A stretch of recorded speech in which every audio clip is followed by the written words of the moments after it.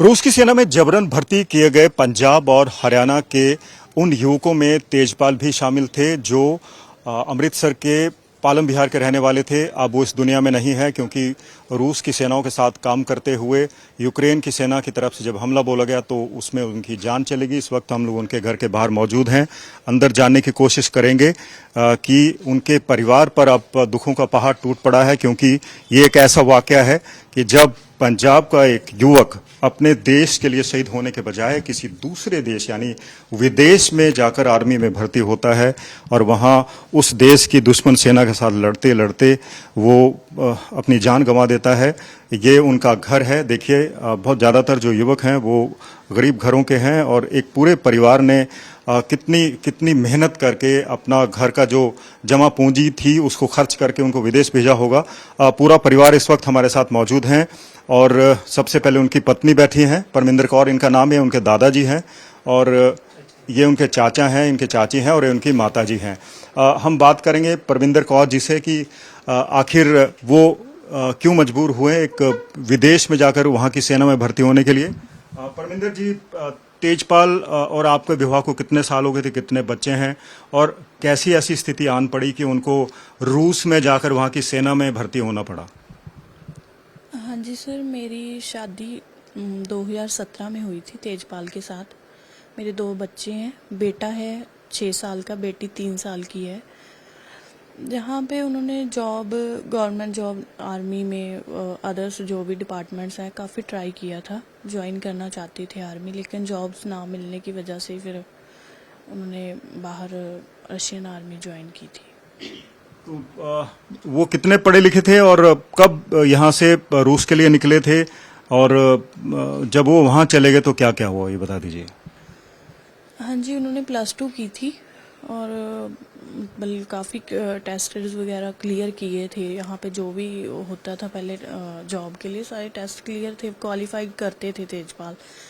तो उसके बाद उन्होंने जब बाहर गए हैं, वो गए हैं 20 दिसंबर को गए थे 2023 को। वो थाईलैंड गए थे। यहाँ से थाईलैंड जाने के बाद वो 12 जनवरी को गए हैं मॉस्को, रशिया में। और उन्होंने जब हमें अपनी फर्स्ट यूनिफॉर्म में फ़ोटो भेजी, वो 16 जनवरी को उन्होंने भेजी थी फ़ोटो 2024 में। उन्होंने यूनिफॉर्म डाल के फ़ोटो हमें शेयर की और बोला कि मैंने रशियन आर्मी ज्वाइन कर ली है। उन्होंने बताया था आपको रशियन आर्मी उन्होंने किस रूप में ज्वाइन की, कितनी तनख्वाह होगी, वो क्या काम करेंगे? हाँ जी, जो इनको बताया गया अकॉर्डिंग टू कॉन्ट्रैक्ट, वो तो मतलब ये था कि इन्होंने बोला था कि हाँ, आपको फ्रंट लाइन पे भेजेंगे नहीं, बाई चांस 100 में से 10% चांसेस हैं कि आपको जाना पड़ सकता है फॉर स्पॉट जॉब। बाकी कोई इतना ज़्यादा उन्होंने इस चीज़ का क्लियरिफाई नहीं दिया था कि हाँ, आपको मतलब कि फ्रंट लाइन पे ही भेजा जाएगा, आपको स्पोर्ट जॉब मिलेगी, आप स्पोर्ट जॉब कीजिए। और आपके साथ मतलब ऑलमोस्ट बहुत सारे इंडियन थे, इंडियंस, नेपालीज, अदर्स कंट्री के भी काफ़ी लोग थे, घाना के थे, श्रीलंका के, बहुत सारे लड़के थे जो उन्होंने फ़ोटोज़ शेयर की हैं। उसमें तो ऑलमोस्ट सभी कंट्री के लड़के हैं। लास्ट टाइम जब आपसे बातचीत हुई थी क्या बोला था उन्होंने? लास्ट टाइम जब 2 महीने बाद मतलब तेजपाल को आगे लेके गए हैं, तो उन्होंने जब लास्ट बात की तो उन्होंने बोला कि थोड़े दिन के लिए लेके जा रहे हैं, 10-15 दिन के लिए, तो हम वापस आ जाएंगे, कुछ ज़्यादा घबराने वाली बात नहीं है। तो जब फ़ोन उनका ऑन नहीं हुआ, कंटिन्यूसली फ़ोन हम ट्राई कर ही जा रहे, किसी के साथ हमारा कांटेक्ट नहीं हुआ, उसके बाद हम थोड़ा चिंतित सभी मतलब सोचने लगे, सबको प्रॉब्लम होने लगी कि ऐसा क्या हो। फिर मैंने दूसरे उनके फ्रेंड्स से भी बात करने की कोशिश की, लेकिन उन्होंने कुछ क्लियर नहीं बताया। उन्होंने ऐसे बोल देना मेरे को कि अभी तेजपाल आगे है, अभी तेजपाल पीछे है, लेकिन तेजपाल तो थे ही नहीं, उनका फ़ोन ही नहीं ऑन हुआ। और उनकी तो डेथ हो चुकी थी मार्च में, लेकिन लड़कों ने हमें इस चीज़ का क्लियर नहीं बताया। बातचीत करते रहे, बीच बीच में बात होती थी लड़कों के साथ, लेकिन घर पे नहीं बताते थे। घर पे बताने का टाइम काफ़ी उन्होंने लेट कर दिया, 3 मंथ्स निकल चुके थे जब हमें बताया गया है। तो तेजपाल के साथ और कितने लोग थे जो अब इस दुनिया में नहीं हैं, और जो अब इस दुनिया में है, जो अभी भी वहाँ फंसे हुए हैं, वो क्या आपके संपर्क में है? हाँ जी, उनके साथ एक लड़का था हरियाणा का, उसका नाम रवि है। और तेजपाल की डेथ पहले हुई थी और रवि की बाद में बता रहे। रवि मिसिंग जा रहा था, 2-3 महीने हो गए थे मिसिंग था रवि, लेकिन अब कंफर्म हो गया। तेजपाल के बाद उसका भी कंफर्म हो गया कि उसकी डेथ हो चुकी है। और 2 लड़के और हैं, एक लड़का वहाँ से भाग चुका है, एक अदर कंट्री का लड़का था, उसका नाम रिकी है, वो भी भाग चुका है। लवप्रीत भी भाग गया वहाँ से। अभी एक लड़का फंसा हुआ है, हरप्रीत, और जिनके साथ मेरी बातचीत होती है गगनदीप, ये दोनों अब वहाँ पे फंसे हुए हैं। उनको मतलब लेके जाते हैं, फ्रंट लाइन पे भी लेके जाते हैं, ड्यूटीज़ भी करवाते हैं। जब फिर उनका टाइम लगता है, मैं मैसेज छोड़ देती, फिर वो मेरे को बोलते हैं कि हाँ जी हम ठीक हैं, भी आ चुके हैं वापस। कोई मैं तो इसी चीज़ के लिए पूछती कि कुछ हो ना जाए, कि हमारे साथ हुआ है किसी और के साथ ऐसा कुछ ना हो। तो आपकी जब उनसे बातचीत हुई, उनकी तरफ से आपको कुछ ऐसा सुनने को मिला कि प्रधानमंत्री मॉस्को गए थे और वहाँ के व्लादिमीर पुतिन जो उनके प्रेसिडेंट हैं उनसे मिले और कोई संभावना बनी उनके वापस लौटने की? कोई बातचीत होती है ऐसी उनसे? जी, मैंने उनको बताया था जब ये सर वहाँ पे पीएम मोदी सर वहाँ पे गए ना, तो मैंने उनको बताया कि होप है कि आप आ जाओगे बाहर।